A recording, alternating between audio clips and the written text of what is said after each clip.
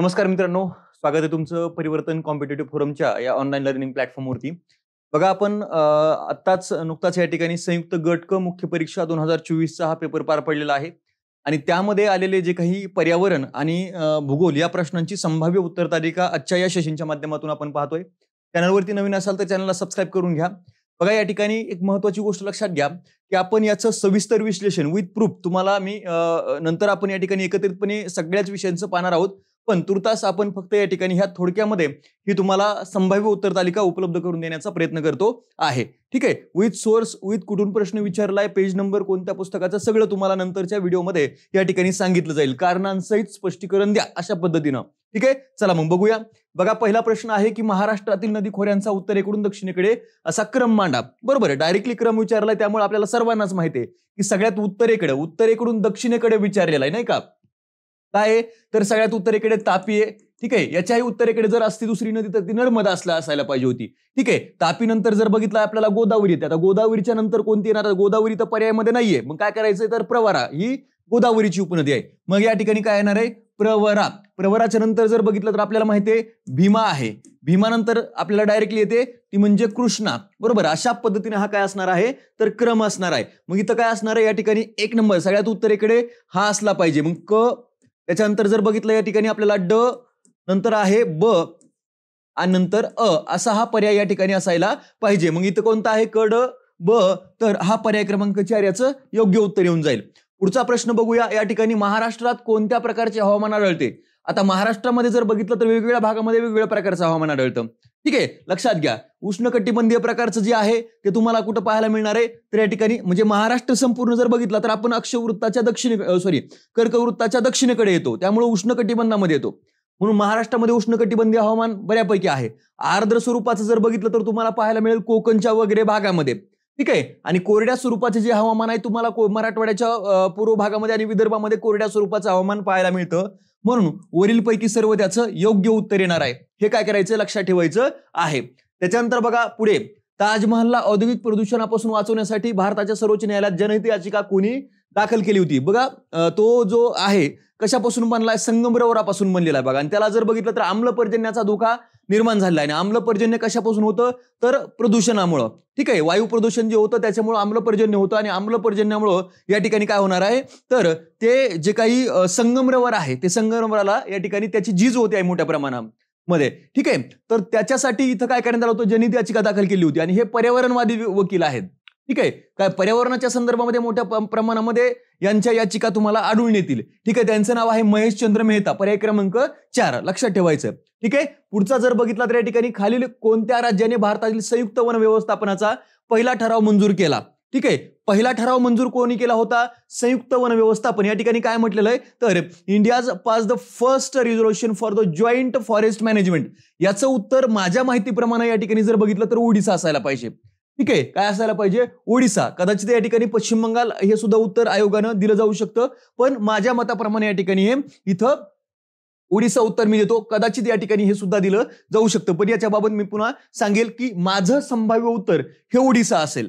ठीक आहे, जाऊया पुढं. चला पुढे या ठिकाणी प्रश्न करत जातो. 1972 मध्ये झालेल्या जागतिक वसुंधरा परिषदेमध्ये पश्चिम घाटाची गणना जगातील कितव्या क्रमांकाचा अतिसंवेदनशील प्रदेश म्हणून घोषित करण्यात आला होता? तर तो 7व्या क्रमांकाचा आहे. ठीक आहे, लक्षात घ्या. पुढे जाऊया.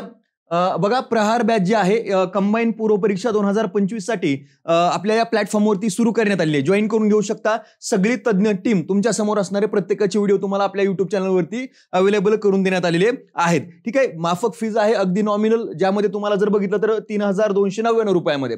ठीक आहे, महाराष्ट्रातील सर्वोत्तम टीम सर्वात कमी फीस सह तुमच्या समोर उपलब्ध आहे. कोलते सर असतील, अभिज राठोड सर असतील, चव्हाण सर असतील किंवा या ठिकाणी मी आहे. बरोबर, अशी ही टीम आहे. तर बघा या ठिकाणी तुम्हाला पाहायला मिळते. त्याच्यानंतर बघा भारतीय वन सर्वेक्षणानुसार 2013 ते 23 या कालावधीमध्ये महाराष्ट्रातील खालीलपैकी कोणत्या जिल्ह्यामध्ये जे काही मॅग्रोव्ह फॉरेस्ट आहे त्याचं प्रमाण सर्वाधिक वाढलेलं आहे? वाढ झालेला जिल्हा विचारलाय तर तो रायगड आहे. स्पष्टपणे या ठिकाणी आपल्याला काय दिलेलं आहे तर ते करंट अफेअर्सच्या अनुषंगाने मी तुम्हाला जेव्हा सांगितलं होतं की एन्व्हायरमेंट जेव्हा तयारी करायची आहे तर तयारी करत असताना आपल्याला करंट अफेअर्स आणि ज्याचं सायन्स चांगलं आहे यांना सहज पद्धतीने हे प्रश्न काय होतात तर सोडवता येतात. ठीक आहे, मग हा करंट अफेअर्सच्या अनुषंगानं इन्व्हायरमेंटल करंट अफेअर्सला आपण म्हणूया तो प्रश्न विचारला गेलेला आहे. कारण वन अहवाल जो काही फॉरेस्ट सर्वे असतो तो या ठिकाणी प्रसिद्ध केल्यानंतर त्याच्यावरती प्रश्न विचारला जाणं अपेक्षित असतं. त्याच्यानंतर बघा या ठिकाणी जोड्या जुळवा. इथं वनस्पती दिला आणि त्याचं उत्पादन, त्याचा उपयोग कशासाठी केला जातोय. ठीक आहे, इथं जर बघितलं तर तुम्हाला आपल्याला खैर तर माहिती आहे कशासाठी वापरतात, खैर कात बनवण्यासाठी. मग इथं जर बघितलं या ठिकाणी ब चं 4 असणारा पर्याय कोणता आहे, ब चं 4 एक तर इथं आहे आणि ब चं 4 इथं आहे, म्हणजे हे दोन पर्याय काय झाले तर उडाले. त्याच्यानंतर बघितलं या ठिकाणी तेंदूपान आहे. तेंदूपत्ता कशासाठी वापरतात तर बिड्या बनवायला. बिड्या बनवायला. विदर्भामध्ये गडचिरोलीच्या भागामध्ये गोंड आदिवासी जमात वास्तव्य करते, हे तर माहितीये का नाही. त्यांचा मुख्य व्यवसाय काय माहितीये का, तेंदूपत्ता जमा करणं. बरोबर, लक्षात ठेवायचं. मग तेंदूपत्ता जमा करून काय करतात तर त्याच्यापासून विड्या बनवतात. त्या भागामध्ये तुम्हाला विड्याचे कारखाने पाहायला मिळतील. विड्या म्हणजे बिडी आपण म्हणतो त्याला. ठीक आहे, लक्षात ठेवा. मग ड चं काय असणार आहे 3. मग ड चं ब चं 4 आणि ड चं 3 असणारा पर्याय जर बघितला तर पर्याय क्रमांक 3 त्याचं योग्य उत्तर येऊन जातं. ठीक आहे, बाकी काही प्रश्नाची उत्तर बघण्याची गरज पडणार नाहीये. ठीक आहे, नंतर महाराष्ट्रात खालीलपैकी कोणते खनिज मोठ्या प्रमाणामध्ये आढळतं. सौदी सरांच्या पुस्तकामध्ये स्पष्ट दिलेलं आहे मॅग्नीज. ठीक आहे, सौदी सरांच्या पुस्तकामध्ये स्पष्ट मॅग्नीज दिलेलं आहे. याच्यावरून स्पष्ट कळून जात आहे की आयोगानं पेपर सेट करण्यासाठी सौदी सरांचं पुस्तक वापरलेलं आहे महाराष्ट्र भूगोलासाठी. ठीक आहे, चला.